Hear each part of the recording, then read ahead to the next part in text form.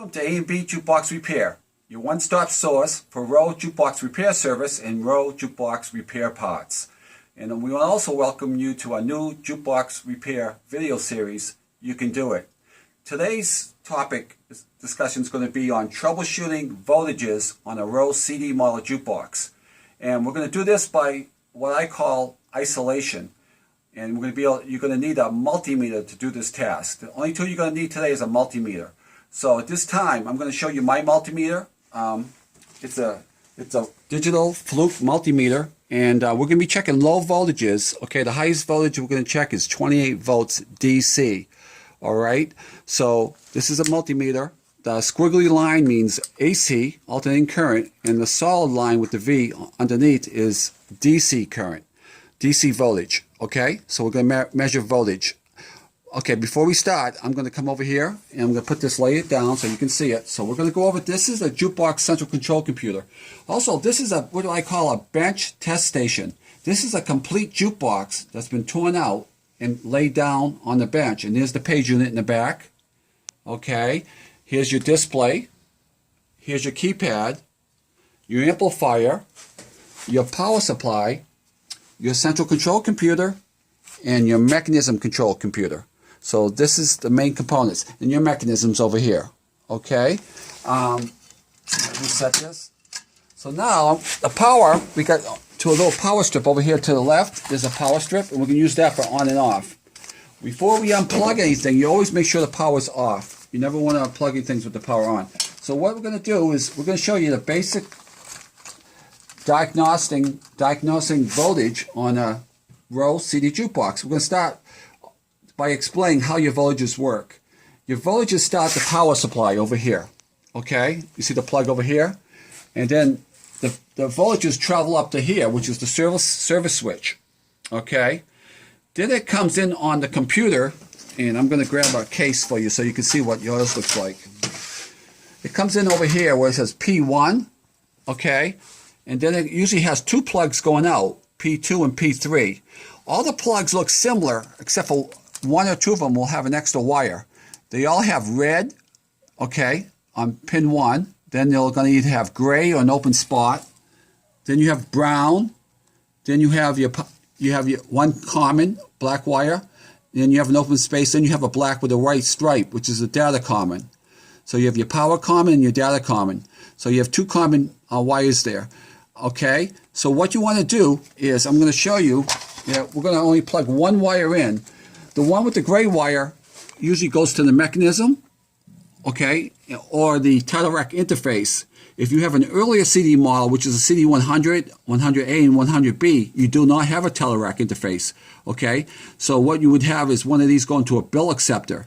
But in this case here, you see one of them doesn't have the gray wire, so this should be the power coming in. So we're going to need to establish which one lights the computer. So we're going to unplug them both, then we're going to plug one into P1, then we're going to come over and power it up. And you look at the LEDs over here at the computer, and what happens is the rowe components have their own self-diagnostic checks that it does whenever you power it up. On a central control computer, for a good diagnostic, you want the board error to blink twice and then go off, and then the rowe link was right here, the second one from the end, should start flickering. The 5 volts on the end, on the left side, which should stay on. So we're going to power it up, and look at the blinking light, this one to the far right, okay? It should, okay, the 5 volts is on. Now this should blink once, twice, and off. Then the rowe link should start engaging into like a flashing, pulsing type of light. If that happens, that means that's a good diagnostic, okay? So we know that that's lit up, all right? You look over to the Met control, there's nothing there. There's nothing lit because we isolated the circuit. All we brought in is one plug over here at the computer. Why don't you bring it back to the computer? We only have one plug into the computer. So we isolated the voltage, okay? So what now we want to do is check the voltage. So you want to put your multimeter on DC. You want to put your ground all the way over to the far right, to the black common, with the data common. Then you want to take your positive reading and go to the red wire, and then look at the multimeter. Let's just move out of the way. Let me put the common back in, okay? What you want to do is you want to look at the red wire. It should be 28 volts DC. As you can see, that's 28 volts. Okay. Now you want to check the brown wire. You want to be close as you can to 9 volts. Okay, you don't want to drop more than a few tenths of a volt when you go over to the mech control. If it drops more than half a volt, you could have problems with your CD player skipping or not working properly. Okay, or you could have what you call breaking communication. Okay, so now we're going to take the plugs out. We're going to shut the power off. Now so we isolate the circuit and we just check the power coming in. Now, if you didn't have 28 volts DC and 9 volts DC there, you either got a problem in one of the wire connectors here or at the power supply. Okay?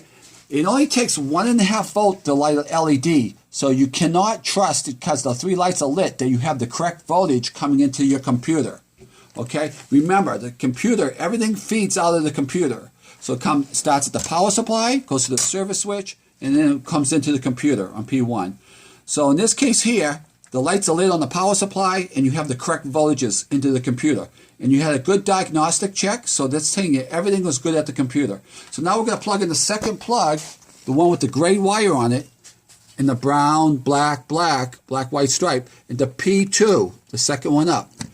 Now this is called a power bus. P1, 2, 3, and 4 are all interconnected. So if you were to plug this in over here on P4, it would still work. Or P3, it would still work. But it's best to have them right next to each other. So you want to have the next one that's going up to the mech right there. So that's P2. So now we're going to look at the mech control. And you're going to see the LEDs over here. I'm going to grab a mech control unit for you. And what happens here is the 5 volts should come on, the one on the end, 5 volts. And then the board error on this unit should blink 3 times and then go off. And when it goes off, the row link TX should start flashing, just like on the computer. And that's all should happen. Okay? 5 volts comes on, the board error blinks 3 times, and the row link will start flashing. That's a good diagnostic. That's telling you that the board's probably okay.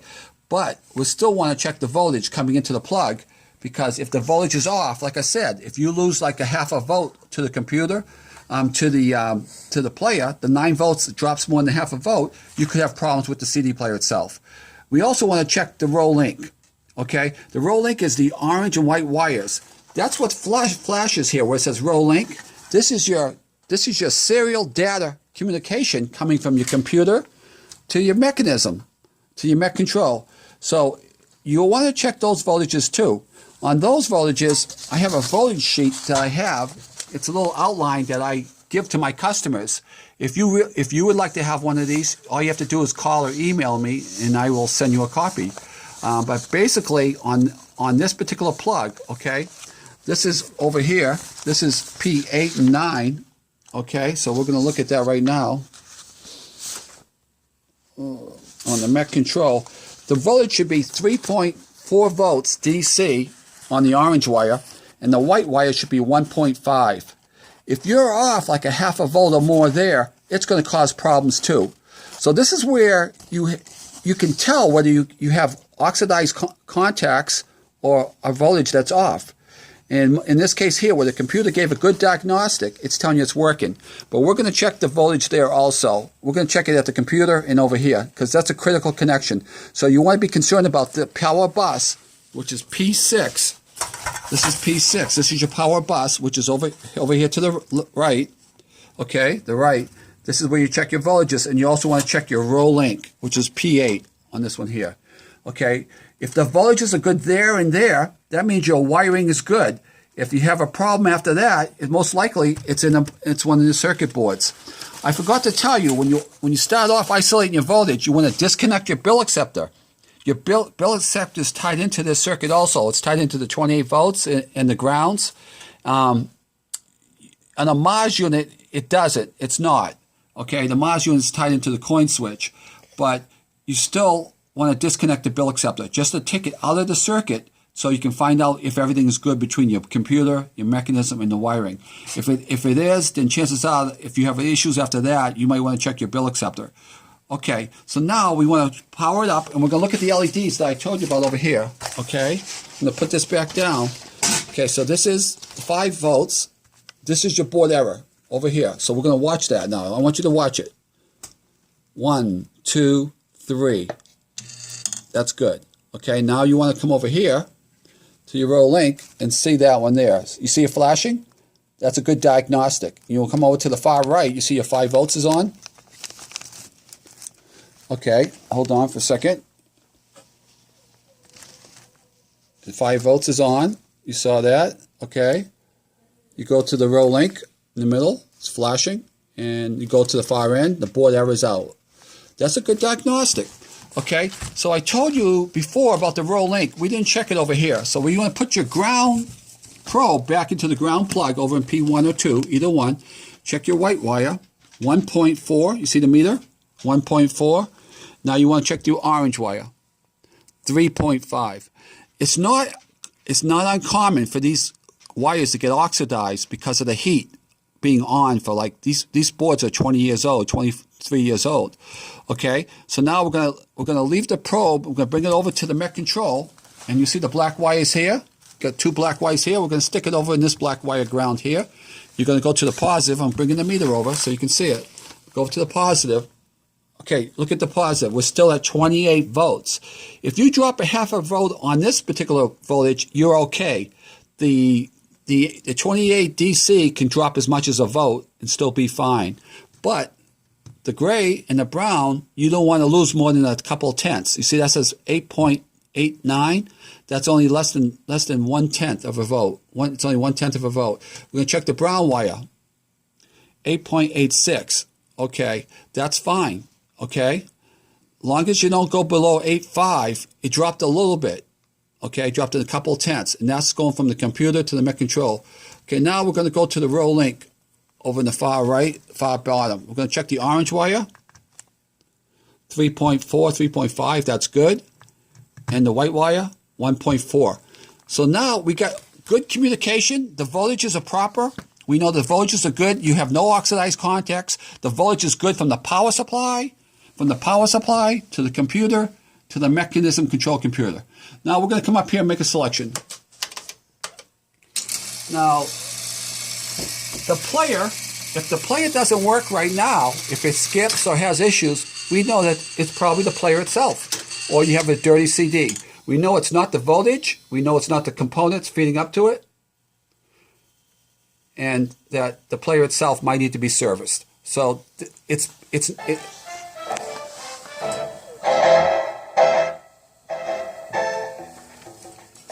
There's no guesswork involved, okay? It's pretty much proven science that voltages are voltages, and without the proper voltages, these units won't work. These are digital circuit boards, okay? They have to have strobe signals going back and forth. You've got to have maintain a certain voltage for this player to play properly. If you have all these things in hand and working properly, then you shouldn't have an issue. If a voltage is off, and you're not sure what to do, you can call us here at A&B Jukebox Repair, and we'll help you diagnose your problem. It's not uncommon for us to spend 15 to an hour or 2 hours working with a customer trying to troubleshoot his voltage issues and to help him fix his jukebox. At A&B Jukebox Repair, our number one goal is to serve our customers and to make sure that we keep their jukeboxes up and working good. And making sure that they have many happy, enjoyable times working the jukeboxes. With A&B, we give free tech support to our customers. So that's something to remember. We go the extra mile where other people kind of leave you hanging. We make those appointments, and we spend the time to make sure we get things working right. Okay, so that's how you troubleshoot your boards. I'm going to just take a minute and walk over to the jukebox and just show you over here the same thing that we just did. This is how your jukebox is going to be. This is how your jukebox is going to be. There's the computer, as you see. We're going to power it up. And I want you to look at the board error light there. It should blink once and twice. And then it goes off, and then the rolling kicks in. Okay? I'm going to look over here at the mechanism control. This is the board error. I want you to see that. It should blink once, twice, 3 times. Kind of quick. And then the row link should start flashing. Okay. We're going to do a voltage check here. I'm going to hold the meter up for you. And I'm going to shut the power off for a second. I'm going to put the probe in. You see how you got 3 plugs here? Okay. One of those brings the voltage in and 2 go out. One goes out to the mechanism. The other goes out to this. This is the Telerac interface. All right. So we're going to go ahead and check some voltages. I'm going to hold the meter next to the unit. I've got the probe stuck. Whoop. Excuse me. Okay, I got the wrong probe in. Let me just stick the common in. Okay, we're good. All right, power it up. We're going to do some probing. 29 volts, that's better. We got 10 volts, that's even better. This power supply's been rebuilt. It's giving you higher voltage because we've probably changed the Zener diode to increase it by a volt. And that's to protect it from droppage when it goes from the mechanism to the thing. Not 29 volts, 10 volts, 10 volts. Okay, we're going to go to the last one. 29 volts. This one's open. 10 volts. Okay, we're going to follow this now to the mech control. This is the power bus over here. Okay, we're going to leave the probe up there for now because we've got it pretty well in the control here. 29 volts. 10 volts. 10 volts. Okay, we're going to go to the row link. 3.7. Should be around 3.5. That's great. 1.4. We're good. So you have your voltages. Everything's proven out. The board should work good. So now you know if you have a voltage problem or a board problem. If the voltages are there, I'd be looking at the boards. If the voltages are there, you know that there's no problem with oxidization. There's no problem with intermittent issues, and the jukebox should work good. So I'm going to walk back here.